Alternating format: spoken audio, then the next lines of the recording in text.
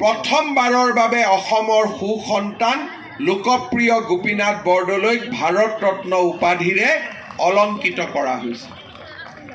আৰু এইগৰাকী ব্যক্তিৰ প্ৰচেষ্টাতে গুৱাহাটী বিমানবন্দৰক লোকপ্ৰিয় গোপীনাথ বৰদলৈ বিমানবন্দৰ নামেৰে নামাঙ্কিত কৰা হৈছে।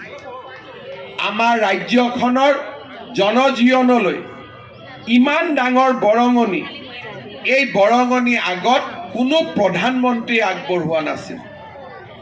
যোগী ঘোপা আৰু পঞ্চৰত্নৰ মাজত নিৰ্মাণ কৰা নৰনাৰায়ণ সেতুৰ বাবেও তেখেতেই পুঁজি যোগান ধৰিছিল আৰু 1998 চনত অসমলৈ আহি তেখেতে নৰনাৰায়ণ সেতুখনো অসমৰ ৰাইজৰ বাবে উদ্বোধন কৰি পৰামৰ্শ দিছিল।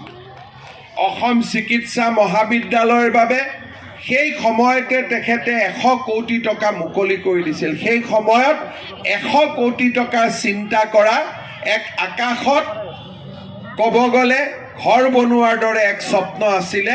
সেই সময়ত তেখেতে ডিব্ৰুগড়ৰ মেডিকেল কলেজৰ বাবে 100 কোটি টকা মুকলি কৰি দিছিল।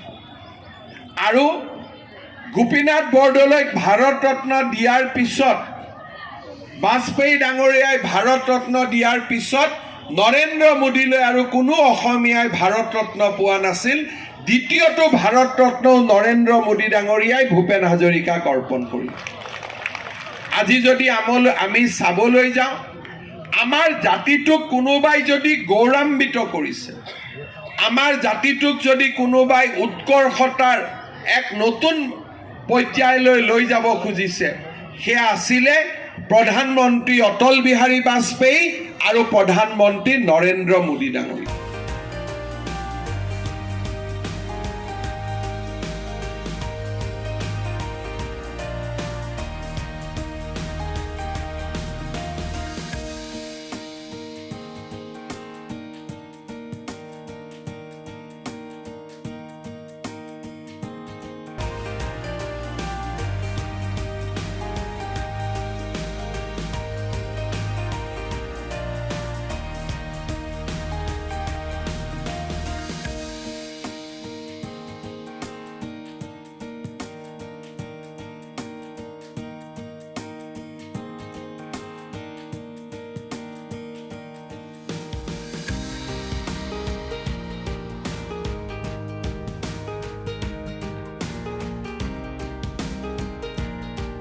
যিকোনো খবৰৰ বাবে যোগাযোগ কৰক 7099017330 লগতে 7099017110 নম্বৰত।